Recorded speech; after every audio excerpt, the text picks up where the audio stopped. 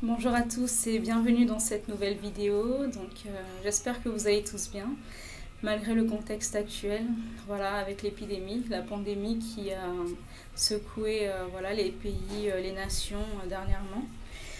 J'espère que vous et vos familles vous portez tous bien. Voilà, pour ceux qui sont à l'école ou voilà, à la fac ou autre, je vous souhaite aussi voilà, une bonne chance pour les études. Et pour ceux qui travaillent, qui sont en télétravail ou autres, je vous souhaite également une bonne chance pour la suite. Je tiens également à voilà, encourager le personnel soignant voilà, qui se dépatouille partout dans les hôpitaux voilà, pour pouvoir venir en aide aux personnes voilà, qui sont atteintes. Mais par-dessus tout, je voulais simplement vous dire qu'on est dans des temps vraiment très critiques. Que l'on soit croyant ou non croyant. Je crois que là, les événements nous font comprendre en fait qu'il y a quelque chose qui est au-dessus voilà, de la science, au-dessus de la médecine. On l'a notamment vu en Italie, où les médecins italiens voilà, qui étaient vraiment dépassés se sont mis à prier, voilà, ils se mirent à prier en reconnaissant qu'il y avait une puissance qui existait, donc au-delà de la médecine, au-delà de la science. Donc je tiens simplement à vous dire, à vous qui me regardez, je m'adresse à tout le monde, particulièrement à la jeunesse, parce que mon message voilà, touche beaucoup la jeunesse. C'est qu'on est là sur Terre, notre moment sur Terre est vraiment un moment passager. C'est-à-dire on n'est pas là éternellement, on peut aller partir du jour au lendemain. Je pense que les personnes qui ont été frappées par le coronavirus, beaucoup ne s'y attendaient pas. Il n'y a pas eu que des personnes âgées, il y a eu aussi des personnes jeunes, en tout cas voilà, qui ont été frappées du coronavirus. Donc je vous invite simplement à pouvoir voilà, réfléchir aussi sur la vie, parce que la vie, c'est pas que le manger, c'est pas que le boire, c'est pas que le travailler, il y a une vie qui existe après ça. Et le Seigneur existe. Donc là, je tenais à parler vraiment en tant que croyante, avant de parler en tant que psychologue. Donc aujourd'hui, j'ai fait une nouvelle thématique. Et la nouvelle thématique sur laquelle j'ai travaillé, ce sont sur les relations humaines, plus particulièrement les relations amoureuses. Donc le thème de la nouvelle vidéo, je l'ai donc intitulé « Les fondements d'une relation saine ou d'une relation sérieuse ». Donc avant d'aller plus loin, on va prendre les mots-clés voilà, de cette thématique pour essayer de comprendre voilà, ce que j'appelle les fondements voilà, d'une relation saine. Déjà, j'ai voulu chercher à comprendre voilà, ce qu'on appelait par voilà, le fondement. Qu'est-ce que c'est que le fondement? Lorsqu'on lit, lorsqu'on parle de fondement, on parle en fait d'une fondation, d'accord? On parle voilà, d'une base, d'un élément qui est essentiel, un élément sur lequel on va s'appuyer, sur lequel va s'appuyer tout le reste. Donc, un fondement, c'est quelque chose qui est une base, la base de quelque chose. C'est donc un élément essentiel sur lequel va se fonder ou va s'appuyer tout le reste. La deuxième définition, c'est qu'un fondement, ça nous dit qu'un fondement, c'est un principe sur lequel se fonde un système. Un système, ça peut être un système de vie, un système de pensée, voilà, ça peut être différents systèmes. Donc le fondement, c'est donc un principe sur lequel se fonde un système. Et la troisième définition que j'ai ici trouvée, d'accord, de fondement, c'est que c'est une raison solide qui appuie la réalité de quelque chose. Donc la troisième définition du mot fondement que j'ai trouvé ici, c'est donc une raison solide qui appuie la réalité de quelque chose. Déjà, pourquoi parler de ce thème, de cette thématique? Parce que voilà, j'ai beaucoup observé, j'ai également expérimenté ce que je vais dire voilà, comme conseil dans ces vidéos. Et je pense que en tant que jeune, des fois, nous sommes amenés à faire voilà, des erreurs sur nos choix, voilà, dans nos choix, parce que soit on est précipité, soit voilà, on est pressé, soit quelquefois on a l'impression d'être en retard, quelquefois il y a comme une idée de concurrence ou de rivalité, enfin il y a beaucoup de choses voilà, qui viennent malheureusement nous pousser à prendre souvent des mauvaises décisions. Donc là, je vais parler donc de relations. Donc on sait tous ce qu'on appelle une relation. Donc si on devait donner une définition donc, de relation, la définition que j'ai trouvée, c'est une liaison. C'est un rapport qui existe voilà, entre deux choses, entre deux personnes, entre deux phénomènes. Et donc le mot sain, si je dois trouver donc une définition du mot sain, donc ici c'est plutôt le mot saine, c'est quelque chose qui ne présente aucune atteinte pathologique ou anomalie. Donc c'est-à-dire c'est quelque chose qui n'est pas déformé, c'est quelque chose qui ne présente aucune maladie, si on veut dire, d'accord? Donc si on doit trouver un synonyme du mot sain, donc ça sera un mot équilibré, juste, valide, droit, bon, potable, donc quelque chose voilà, que l'on peut consommer sans être malade, si on peut dire ça comme ça. Donc pourquoi justement avoir des bons fondements pour bâtir, pour espérer en tout cas bâtir une relation saine, une relation sérieuse.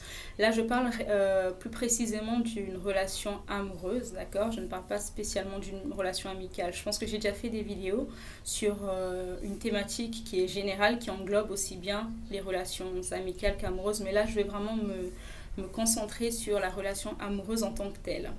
Donc, j'ai pris quelques fondements, d'accord? Il y en a d'autres.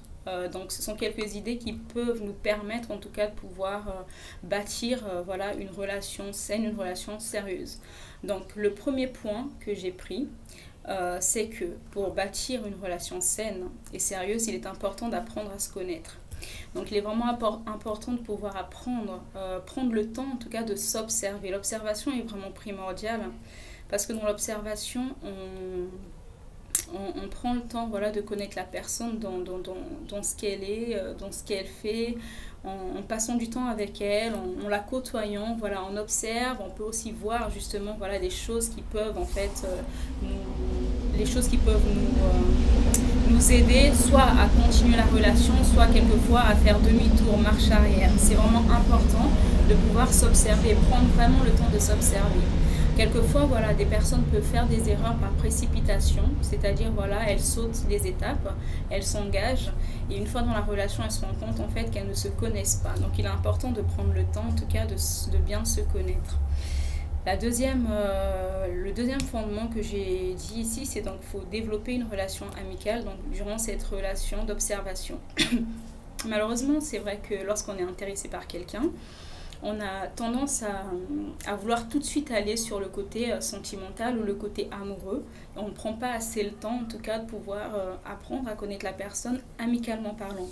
Parce que je pense que dans l'amitié, on apprend à connaître la personne telle qu'elle est réellement. Voilà, sans cachotterie, sans mensonge, vraiment, on apprend à connaître la personne sans masque. Et ça, c'est vraiment essentiel et c'est vraiment primordial. Donc beaucoup de relations amoureuses qui perdurent aujourd'hui ont souvent commencé sur la base de relations entre guillemets amicales, parce que les personnes ont vraiment pris le temps de se connaître, d'apprendre à se connaître, en tout cas voilà, en étant dans une relation amicale. Donc le troisième fondement que j'ai pris ici, donc ça serait de favoriser une personne qui sait prendre soin d'elle. Donc lorsque je dis favoriser une personne qui sait prendre soin d'elle, là je parle éventuellement d'une propreté, voilà. Une personne qui est propre physiquement. Parce qu'une personne qui ne sait pas prendre soin d'elle aura du mal à prendre soin et de l'autre et peut-être d'un futur foyer, voilà. Donc il est important de pouvoir aussi favoriser une personne qui sait prendre soin d'elle parce que c'est important l'hygiène.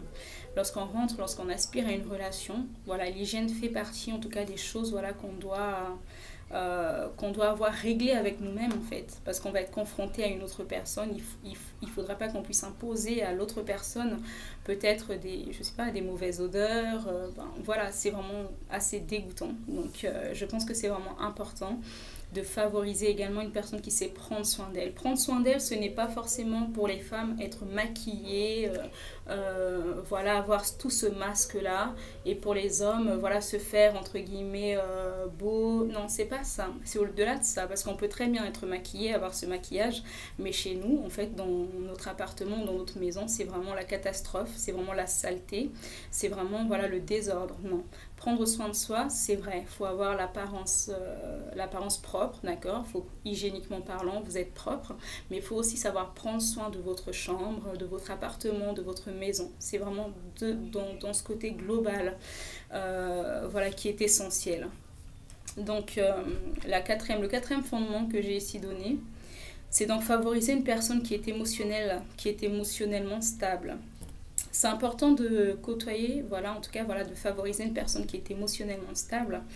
Quand je parle d'émotionnellement stable, c'est-à-dire c'est une personne qui ne côtoie pas d'autres personnes,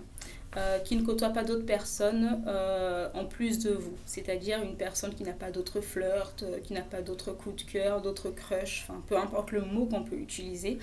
Voilà, donc une personne qui est, pour aspirer à avoir une relation stable, une relation saine, équilibrée, il faut que la personne que vous apprenez à connaître soit vraiment émotionnellement stable. C'est-à-dire, voilà, lorsqu'elle cherche à s'engager avec vous, il ne faut pas que cette personne puisse fréquenter d'autres personnes à côté. Parce que vous n'êtes pas un jeu de cartes, voilà, vous n'êtes pas un joker, vous n'êtes pas un jeu de cartes, vous n'êtes pas, voilà, une personne, un plan B ou un plan Z, non. Vous êtes une personne à part entière, et si une personne aspire justement à vouloir être en couple avec vous, la personne doit devoir en tout cas se dépatouiller. Si elle a eu un passé, se dépatouiller de tout ce passé afin de pouvoir laisser la place à une nouvelle relation, d'accord, d'apprendre à vous connaître. C'est important. Ensuite, j'ai donc, en parlant des personnes émotionnellement stables, donc éviter les personnes qui ne sont pas, qui n'ont pas des flirts à gauche, à droite. On va lire un petit passage. Donc c'est donc dans 1 Corinthiens chapitre 3, verset 16. Donc on va connaître un peu le fond de la pensée, ce que j'ai voulu dire. 1 Corinthiens 3, 16. Donc la Bible nous dit: ne savez-vous pas que vous êtes le temple de Dieu et que l'Esprit de Dieu habite en vous? Si quelqu'un détruit le temple de Dieu, Dieu le détruira, car le temple de Dieu est saint et c'est ce que vous êtes.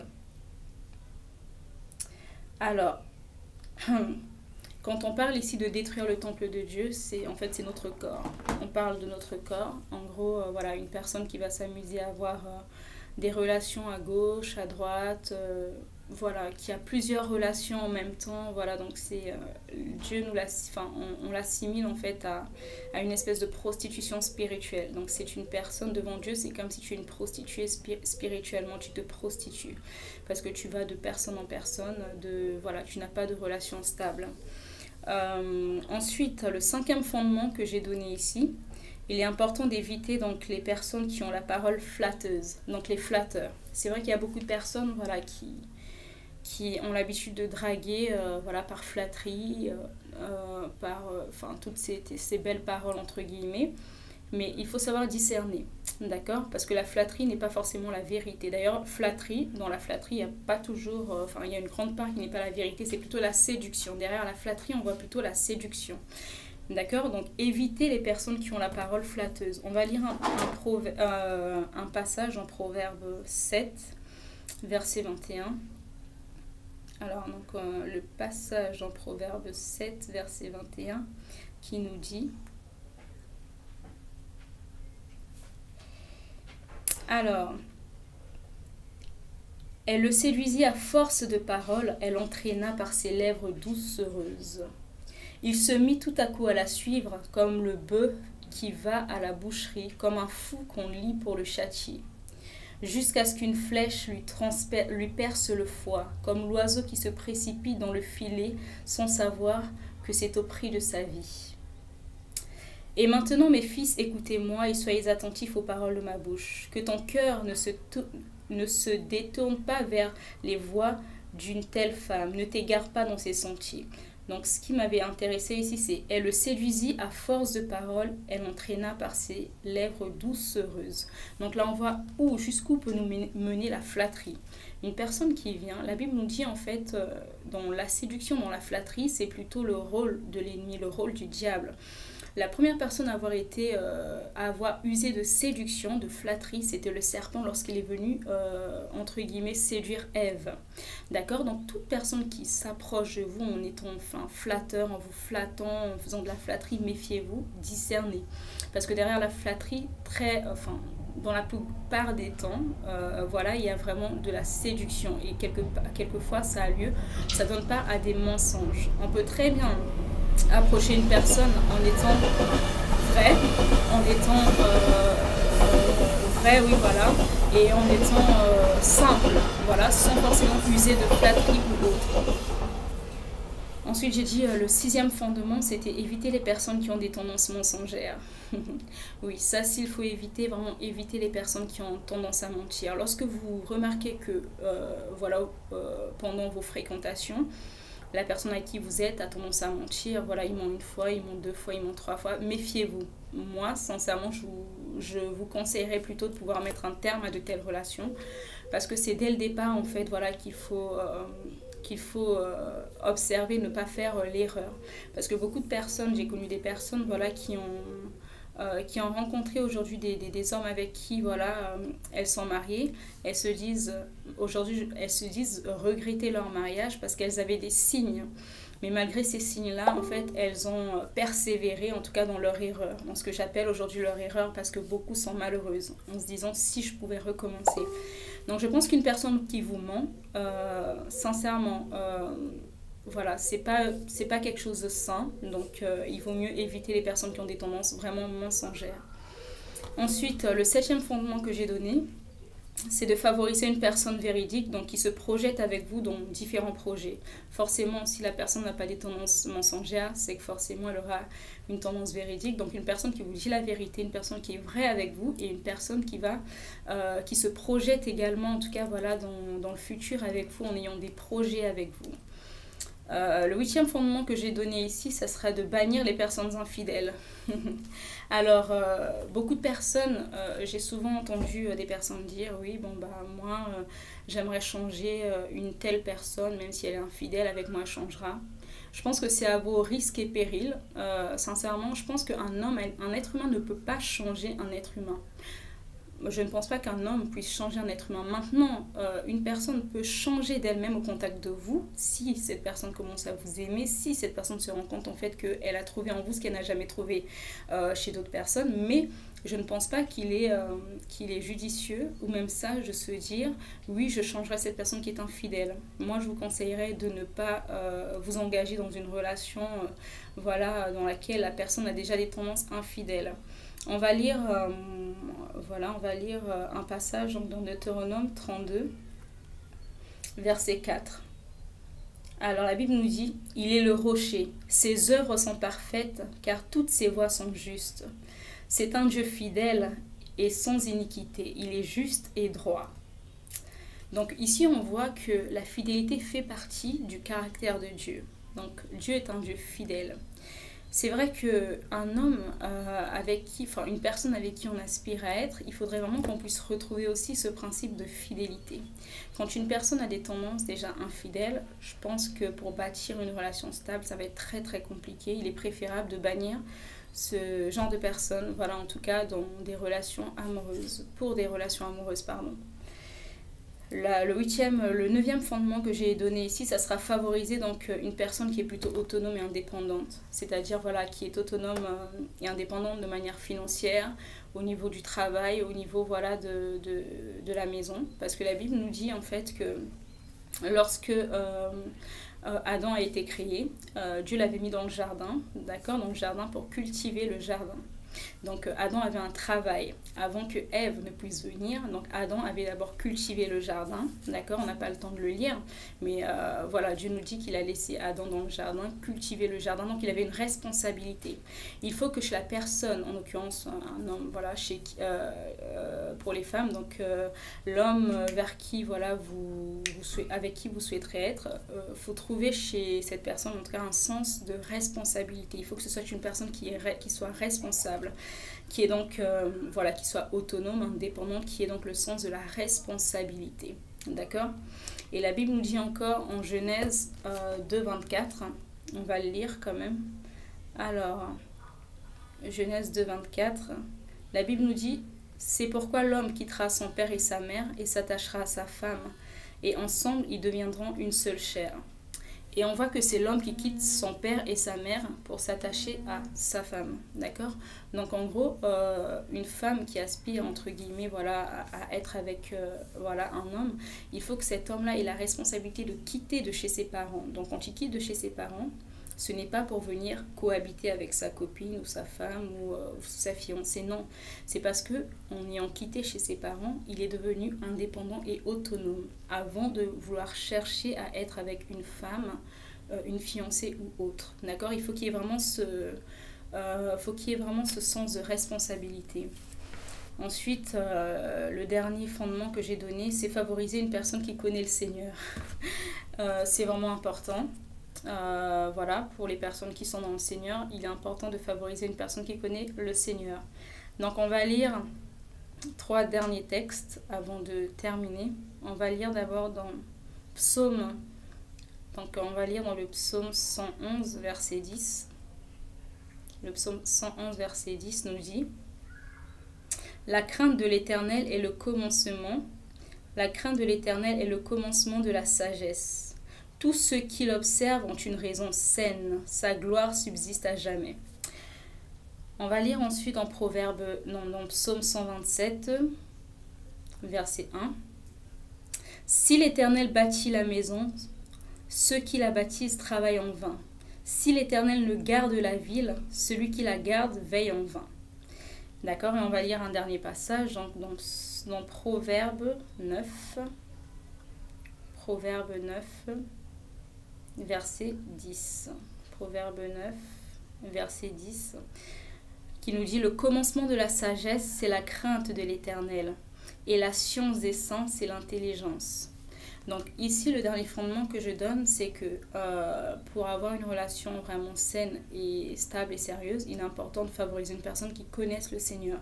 On a vu dans l'un de ces passages, c'est que la crainte de l'Éternel produit, donc c'est le commencement de la sagesse. Une personne qui connaît le Seigneur, qui craint le Seigneur, saura en fait déjà, naturellement, ne pourra pas poser certains actes parce que avant de poser ces actes, il va d'abord regarder à sa relation qu'il a avec Dieu en se disant non, moi je ne peux pas faire ça parce que j'aime le Seigneur, parce que le Seigneur me voit, parce que le Seigneur en fait me connaît avant même que ma copine, ma fiancée, mon copain, mon fiancé puisse me voir. C'est d'abord Dieu qui me voit et Dieu qui me connaît.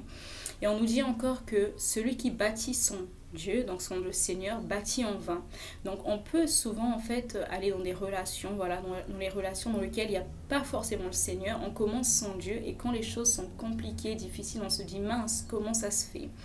Donc il y a plein de cas comme ça que je connais. Donc je pense qu'il est vraiment important de bâtir pour voilà, les personnes qui sont dans le Seigneur, bâtir voilà, en favorisant une personne qui connaît le Seigneur, une personne qui a la crainte de Dieu, parce que celui qui bâtit sans Jésus malheureusement bâtit en vain. Et la Bible nous dit encore plus tard que lorsque les vents viennent, le vent, les marées, les tempêtes, en fait la maison, c'est-à-dire la vie de la personne ou la relation va être détruite. Alors que lorsqu'on bâtit sur Jésus-Christ, même s'il y a des tempêtes, même s'il y a des vents, même s'il y a des disputes, en fait, cette maison va être bâtie en Jésus-Christ et va être solide, elle ne pourra pas être détruite. Donc j'espère avoir répondu en tout cas voilà, à certaines de ces questions. Et c'est ici que je vais m'arrêter en vous souhaitant une bonne fin de journée. Et en vous disant à bientôt pour une prochaine vidéo. Bye!